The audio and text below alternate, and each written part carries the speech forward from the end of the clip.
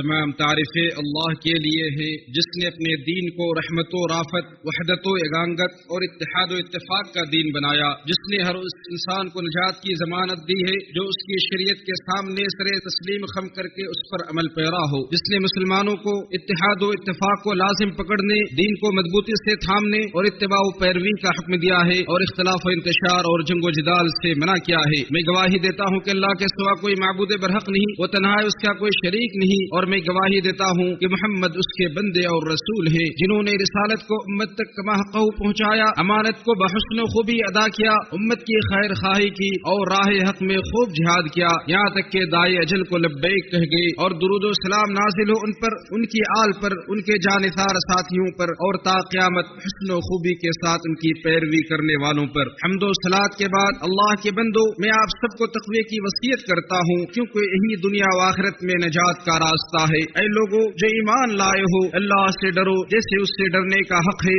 اور تم ہرگز نہ مرو مگر اس حال میں کہ تم مسلم ہو۔ اے ایمان والو، اللہ سے ڈرو اور درست بات کہا کرو، وہ تمہارے کاموں کی اصلاح کر دے گا اور تمہارے گناہوں کو معاف کر دے گا، اور جو اللہ اور اس کے رسول کی اطاعت کرے گا وہ یقیناً بڑی کامیابی سے سرفراز ہوگا۔ اے لوگو، ولایت و امامت ایک ایسی اساس و بنیاد ہے جس پر ملت کے ستون قائم ہے، جس کے ذریعے امت کے مصالح اور مفادات منظم ہوتے ہیں اور جس کی وجہ سے شریعت کے بہت سارے احکام عائد ہوتے ہیں۔ اسی لیے اللہ عز و جل نے ہر قوم کو ایک امام مقرر کرنے کا حکم دیا ہے اور اس کے کندھوں پر ملک کی باغ ڈور کو رکھ دیا ہے اور سیاست و حکمرانی اس کے سپرد کیا ہے اور اس پر عدل و انصاف قائم کرنے کو واجب قرار دیا ہے اور اس کے بدلے قوم پر اس کا یہ حق مقرر کیا ہے کہ وہ اس کی سمع و طاعت بجا لائے۔ ارشاد ربانی ہے، اے ایمان والو، اللہ کی اطاعت کرو اور رسول کی اطاعت کرو اور تم میں سے اقتدار والوں کی، پھر اگر کسی معاملے میں تمہارا اختلاف ہو جائے تو اسے اللہ اور اس کے رسول کی طرف لوٹا دو، اور اگر تم اللہ اور یوم آخرت پر ایمان رکھتے ہو اسی میں بھلائی ہے اور انجام کے اعتبار سے ہی اچھا ہے۔ عرباد بن ساریہ رضی اللہ عنہ سے روایت ہے کہ رسول اللہ صلی اللہ علیہ وسلم نے ہمیں ایک دن فجر کی نماز پڑھائی، پھر ہماری طرف متوجہ ہوئے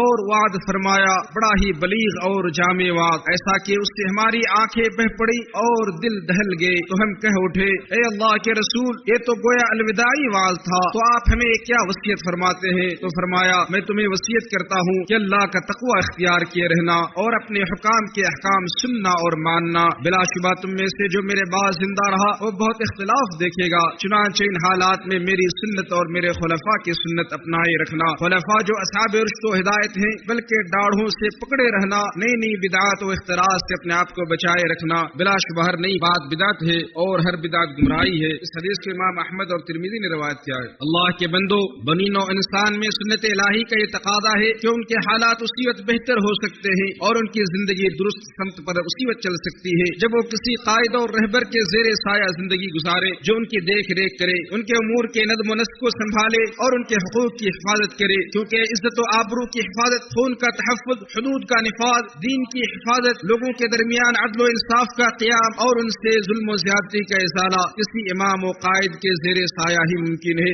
اور اس کے وجود سے ہی ڈرے سہمے انسان کو امن و امان ملتا ہے، ناتوا انسان اپنے اندر طاقت محسوس کرتا ہے، ظالم اپنے ظلم سے باز آتا ہے، انارکی اور افراتفری کا خاتمہ ہوتا ہے، سرحدوں کی حفاظت ہوتی ہے اور اتحاد و ہم آہنگی پیدا ہوتی ہے۔ بے شک جماعت اللہ کی رسی ہے، مضبوط رسی کے پکڑے رہو۔ اللہ حکومت و سلطنت کے ذریعے اپنی رحمت سے دین و دنیا کے بڑے بڑے مسائل و مشکلات کو ٹال دیتا ہے۔ اے لوگو، اللہ عز و جل نے مسلم حکمرانوں کو یہ حکم دیا ہے کہ ان پر اپنی رعایا کے تئیں جو ذمہ داریاں عائد ہیں انہیں وہ بحسن و خوبی نبھائے، عدل و انصاف کے ساتھ فیصلہ کریں، اور رعایا کو بھی یہ حکم دیا ہے کہ وہ اپنے حکمرانوں کے امر و نہی کو سنیں اور اس پر عمل کریں جب تک وہ رب کی نافرمانی کا حکم نہ دیں، کیونکہ ان کی اطاعت میں دین و دنیا کے بہت سارے مصالح و مفادات مرتب ہوتے ہیں اور ان کی مخالفت اور نافرمانی سے دین و دنیا کے بہت سارے مفاسد اور خرابیاں پیدا ہوتی ہے۔ عبداللہ بن عمر رضی اللہ عنہما سے روایت ہے کہ نبی صلی اللہ علیہ وسلم نے ارشاد فرمایا، مسلمان کے لیے امیر کی بات سننا اور اس کی اطاعت کرنا ضروری ہے، ان چیزوں میں بھی جنہیں وہ پسند کرے اور ان میں بھی جنہیں وہ ناپسند کرے، جب تک اسے معصیت کا حکم نہ دیا جائے۔ صحیح بخاری۔ بے شک حاکم کا عہد و پیمان اور بیت اس کی رعایا کے ذمہ ہوتی ہے، اس کو توڑنے، اس سے کنارہ کش ہونے، دھوکہ و فریب دینے اور عہد شکنی کرنے کو اللہ نے حرام قرار دیا ہے، لہذا عہد و پیمان کو پورا کرو، بے شک اس کے کے بارے تم سے باز پرس ہوگی۔ حضرت عبداللہ بن عمر رضی اللہ عنہ سے روایت ہے کہ نبی صلی اللہ علیہ وسلم نے ارشاد فرمایا، جو شخص اطاعت سے اپنا ہاتھ کھینچ لیا تو وہ اللہ عز و جل سے قیامت کے دن ایسے ملے گا کہ اس کے پاس کوئی اس عمل کے جواز کے لیے دلیل نہیں ہوگی، اور جو شخص اس حال میں مرے کہ اس کے گردن میں کسی کی بیعت نہ ہو تو جاہلیت کی موت مرا۔ صحیح مسلم۔ اعوذ باللہ من الشیطان الرجیم۔ اور جب اللہ سے عہد و پیمان کرو تو اسے پورا کرو، اور قسموں کو پختہ کر لینے کے بعد نہ توڑو، حالانکہ تم نے اس پر اللہ کو گواہ بنایا تھا، بے شک اللہ تمہارے افعال کو خوب جانتا ہے۔ اللہ عز و جل میرے لیے اور آپ سب کے لیے قرآن و سنت کو بابرکت بنائے اور ان میں موجود آیتوں اور حکمتوں سے ہمیں فائدہ پہنچائے۔ میں نے جو کہا آپ نے سنا، میں اللہ سے اپنے گناہوں کی بخشش طلب کرتا ہوں، آپ بھی طلب کریں، بے شک وہ بہت زیادہ معاف کرنے والا اور رحم کرنے والا ہے۔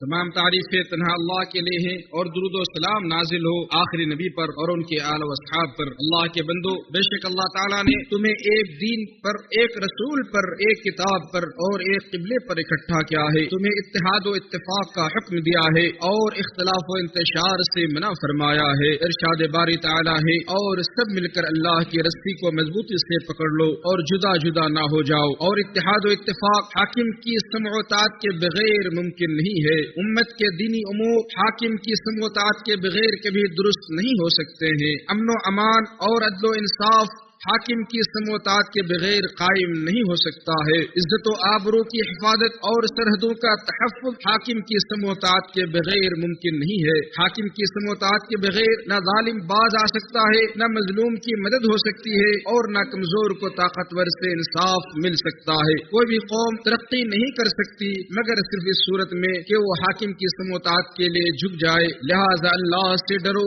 اپنی وحدت و اگانگت کی حفاظت کرو، اپنے حاکموں کے لیے سمع و طاعت کو لازم پکڑو اور آپس میں نہ جھگڑو، ورنہ تم ناکام ہو جاؤ گے، تمہاری ہوا اکھڑ جائے گی۔ اپنے ملکوں کی حفاظت اور اپنے امن و امان کے لیے کوشاں رہو اور اپنے دین کو مضبوطی سے پکڑے رہو۔ اے لوگو، اختلاف و انتشار قوموں اور تہذیبوں کو برباد کرنے کا سب سے بڑا اور خطرناک ہتھیار ہے۔ ماضی اور حال کے واقعات میں عبرت پکڑنے والوں کے لیے نصیحتیں موجود ہیں۔ اختلاف و انتشار امت کے ڈھانچے کے لیے خطرہ بن جاتا ہے اور اس کی یکجہتی کی بنیاد کو متزلزل کر دیتا ہے۔ اختلاف و انتشار بدنظیمی و افراتفری کی راہ ہے، بربادی اور تباہی کا ذریعہ ہے، اور فتنہ و فساد اور جنگ و جدال کی آگ کو بھڑکانے میں ایندھن کا کام کرتا ہے۔ اسی لیے اللہ تعالیٰ نے اختلاف و انتشار سے منع فرمایا ہے اور اسے کمزوری و ناکامی کا ایک سبب قرار دیا ہے، بلکہ اسے عذاب کا بھی ایک سبب بتلایا ہے۔ ارشاد باری تعالیٰ ہے، اور اللہ اور اس کے رسول کی اطاعت کرو اور آپس میں اختلاف نہ کرو، ورنہ تم میں بزدلی آ جائے گی اور تمہاری ہوا اکھڑ جائے گی۔ اور دوسری جگہ ارشاد فرمایا ہے، نیز تم ان لوگوں کی طرح نہ ہو جانا جو فرقوں میں بٹ گئے اور روشن دلائل آ جانے کے بعد آپس میں اختلاف کرنے لگے، یہی لوگ ہیں جنہیں بہت بڑا عذاب ہوگا۔